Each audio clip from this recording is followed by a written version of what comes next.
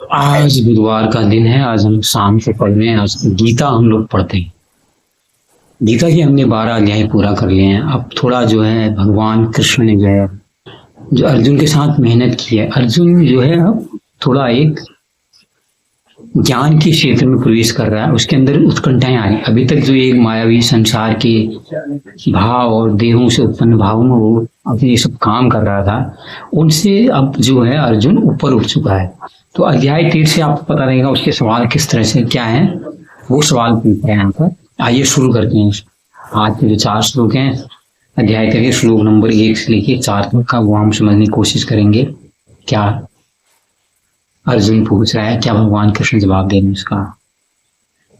Arjun watch प्रकृतिं पुरुषं चैव क्षेत्रं क्षेत्रज्ञमेव च एतदेदमिच्छामि ज्ञानं ज्ञेयं च केशव। प्रकृतिं पुरुषं चैव क्षेत्रं क्षेत्रज्ञमेव च एतदेदमिच्छामि ज्ञानं ज्ञेयं च केशव। अर्जुन कह रहा है, हे कृष्ण, मैं प्रकृति एवं भोक्ता या उस क्षेत्र या क्षेत्र के ज्ञान तथा ज्ञेय के विषय में जानने का इच्छुक हूँ। अब देखिए सवाल उसके उड़ गए। क्षेत्र क्या है, क्षेत्र की क्या है, शरीर क्या है, देह क्या है, इस सब के विषय में अब जानना चाहता हूँ, ये वो कह रहा है। उसका जवाब भगवान कृष्ण ने क्या दिया है वो देखिए। श्री भगवान वाच इदं शरीरं कौन्तेय क्षेत्रमित्यभिधीयते एतदो वेतिं तं प्राहुः क्षेत्रज्ञ इति तद्विद्। इदं शरीरं कौन्तेय क्षेत्रमित्यभिधीयते एतदो वेति तं प्राहुः क्षेत्रज्ञ इति तद्विद्। भगवान कृष्ण कह रहे हैं, हे कुंती पुत्र अर्जुन, यह शरीर क्षेत्र कहलाता है और इस क्षेत्र को जानने वाला क्षेत्रज्ञ कहलाता है। इस शरीर को क्षेत्र क्यों कहा? क्योंकि इसी शरीर में वो सारी इंद्रियां हैं जिसकी वजह से दुनिया चल रही है। इसमें स्वाद है, श्रवण है, जितनी भी चीजें हैं, त्वचा है, जो हर इंद्रिय का अपना एक प्रभाव है, उस प्रभाव के कारण से ये शरीर जो है चल रहा है और इसी के प्रति आदमी सारी मेहनत करता है। कहते हैं ना, पापी पेट का सवाल है, सब एक उक्ति भी चलती है। वो इसीलिए कहा गया है कि ये शरीर ही सब कुछ है। और जो इस शरीर को समझ गया, क्योंकि क्षेत्र के कौन है कह रहे हैं, जो इस शरीर को जान गया कि शरीर तो मांगेगा, ये शरीर में वो इंद्रियां लगी हुई हैं, उन सेंसर के वो काम है उसको सेंस करना। इसलिए भगवान कृष्ण कह रहे हैं, हे अर्जुन, शरीर की तो अपनी एक प्रॉपर्टी है। जो आदमी ये समझ गया कि इसकी प्रॉपर्टी तो ये है, ये इस तरह पे करेगा। हर जो शरीर है, एक चिड़िया का शरीर अलग है, एक चींटी का शरीर अलग है, मनुष्य का शरीर अलग है, उनके हिसाब से अपने कर्म करते रहते हैं। एक मांस का भक्षण कर रहा है, एक दोनों मांस और पादप दोनों खा रहा है, एक पादप खा रहा है, इस तरह के लोग हैं।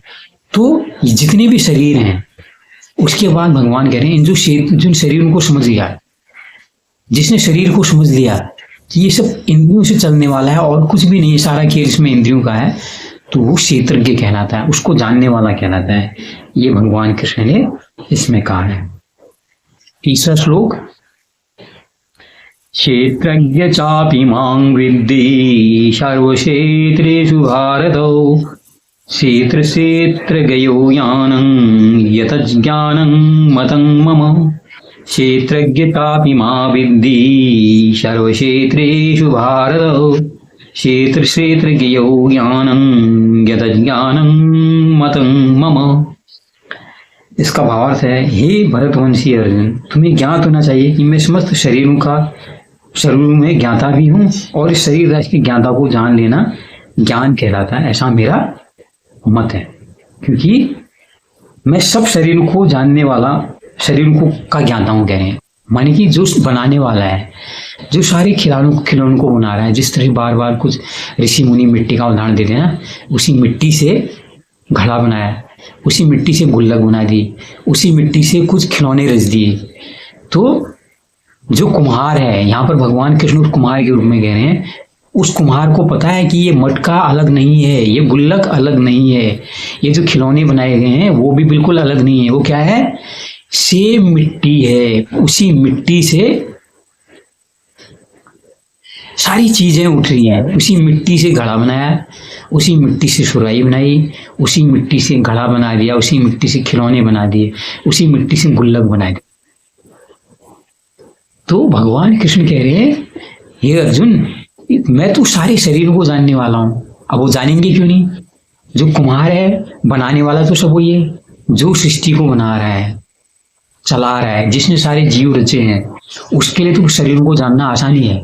तो इसीलिए अब वो अपने स्तर पे लेके आ रहे हैं कि जो ये सब जान लेता है, इन शरीरों को जान लेता है, इन शरीरों को जो जानता है, इन शरीरों को ज्ञाता को जो जान लेता है, वो ज्ञान है इन शरीरों के बारे में, कि जिसके अंदर ये पता लग जाएगा कि एक चींटी का शरीर भी उतना इंपॉर्टेंट है, उतना महत्वपूर्ण है जितना ये इंसान का, जितना हाथी का। जिसको ये ज्ञान हो गया कि शरीर का भेद, आकार, रूप। अब कुछ लोग कर्म और उसके तरह के पुण्य पाप के बारे में कहते हैं, वो एक अलग चर्चा की बात होती है।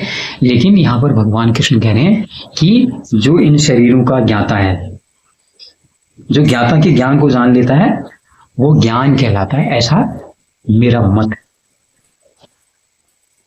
अंतिम श्लोक। तत क्षेत्रं यच्च यादकृच्च यदिकारी यतश्च यत स च यो यत्प्रभावश्चो तत्समासेन मे शृणु।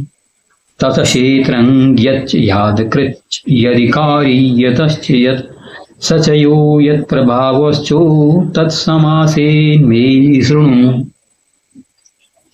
अब तुम मुझसे संक्षेप में सुनो कि कर्म क्षेत्र क्या है, ये किस प्रकार बना है, इसमें क्या परिवर्तन होते हैं, ये कहाँ से उत्पन्न होता है, कर्म क्षेत्र को जानने वाला कौन है, क्या इसके प्रभाव हैं, ये वो कह रहे हैं। अब कह रहे हैं कि कर्म क्षेत्र क्या है। अब वो शरीर के बारे में बता रहे अलग अलग, जो मैंने कहा था अभी, शेर का काम क्या है, वो मांसाहारी है, तो वो अपने लिए अपने साथी जीवों को ढूंढेगा। एक चींटी देख रही, उसको चीनी मिली हुई है, वो चीनी के पीछे दौड़ लगा रही है। हाँ, तितली है, तितली एक अलग शरीर है, उसको मधु चाहिए, उसको मकरंद चाहिए। तितली मकरंद की उस मधु की ख्वाहिश तलाश में अलग अलग पुष्प के पास जा रही है। पुष्पों की क्या है भूमिका? पुष्पों की है तितली इत्यादि को आकर्षित करना। अब तितलियों के शरीर को देखो, उनको खाने वाली चिड़ियाएं बनाई हुई है। जो तितलियां रंग बिरंगी बनी हुई हैं, जो तितलियां मंडराएंगी, घूमेंगी, उनको ढूंढने के लिए एक शरीर बना, चिड़िया के रूप में बना हुआ है। तो सबके जो कर्म क्षेत्र वगैरह हैं वो अलग अलग बनाए गए हैं। इसलिए वो ये कह रही है, मनुष्य को ये पता होना चाहिए ये शरीर किन पदार्थों से बना हुआ है, इसमें क्या भाव है, जिसकी वजह से ये शरीर चल रहा है। यही सब जानने की बात है। तो अब भगवान कृष्ण ने भी उसको क्या है, उसको ज्ञान देना उन्होंने शुरू कर दिया है। अब अर्जुन को ज्ञान देना क्यों शुरू किया? क्योंकि अब वो समझ रहे हैं कि यार वो चेतना के इस लेवल पर आ चुका है, अब उसको बताया जा सकता है कि ये क्या है। आज तक तो वो किस उलझन में हो रहा था कि ये हो जाएगा, फला हो जाएगा, ढिमका हो जाएगा, हम हार जाएंगे, कोई बात नहीं, हमें कुछ भी नहीं चाहिए, ये सारे मारे जाएंगे युद्ध में, तो फिर बड़ा विनाश होगा। तो भगवान कृष्ण उसको समझाया था, ये सब कायरता की बात है। जब कायरता का पर्दा उसके वहां से हटाया गया, धीरे धीरे धीरे धीरे जब हटाया गया, तो उसके बाद भगवान कृष्ण उसको धीरे धीरे उठा के चले गए। और हम लोगों के साथ तो दुर्भाग्य क्या है कि हम लोग तो अर्जुन के स्तर पर भी नहीं है। एक तो उतने कौरव पांडवों में से भगवान कृष्ण ने अर्जुन को चुना इस ज्ञान के लिए, और अर्जुन के पास भी उस लेवल का ज्ञान नहीं कि भगवान कृष्ण की बातों को, गीता के संदेश को सुन सके। तो उसको धीरे धीरे उठा के लगाइए। पूरे 12 अध्याय लगे हैं। 13वें अध्याय से जो है अर्जुन वो इस तरह के सवाल करने के लक्षण में आ रहा है कि भगवान उसको गंभीर विषयों के जवाब भी दे रहे हैं। ये गीता में ये गूढ़ता है। पूरे जीवन का एक जिस तरह से विश्लेषण किया गया है, हम पूरा प्रयोगशाला में किसी का सूक्ष्म विश्लेषण करते हैं, तो समझ लो ये गीता ने आदमी के, मनुष्य के जीवन का एक सूक्ष्म विश्लेषण किया हुआ है। भगवान उसमें उसके उच्चतर स्तर पे हैं, और जो बाकी मनुष्य देहधारी हैं, बाकी और जीवन के छोड़िए, जो और शरीर हैं, उनके अंदर तो चेतना ही उस लेवल की नहीं है। लेकिन इंसान के अंदर में वो चेतना कम से कम उस स्तर की है। उसके पास संभावना कृष्ण बन जाने की है। भगवान अर्जुन को ये ज्ञान इसीलिए दे रहे हैं, वो चाहते हैं कि मेरे लेवल तक आ जाए। वो यहाँ पर बैर नहीं पाल लेंगे, मैं फिर भी भगवान बना रहूंगा, ये शिष्य बना रहेगा, नहीं। वो ये कहते हैं कि हर मनुष्य की मेरी चेतना के स्तर तक उठने की क्षमता है और उठ सकता है। ये अर्जुन तुम उठो। अब उठते उठते तेरे में आध्यात्मिक ले आए तो उठ रहा है। तो ये थे आज के 4 श्लोक। कैसे लगे जरूर बताइए। बहुत बहुत धन्यवाद। नमस्कार।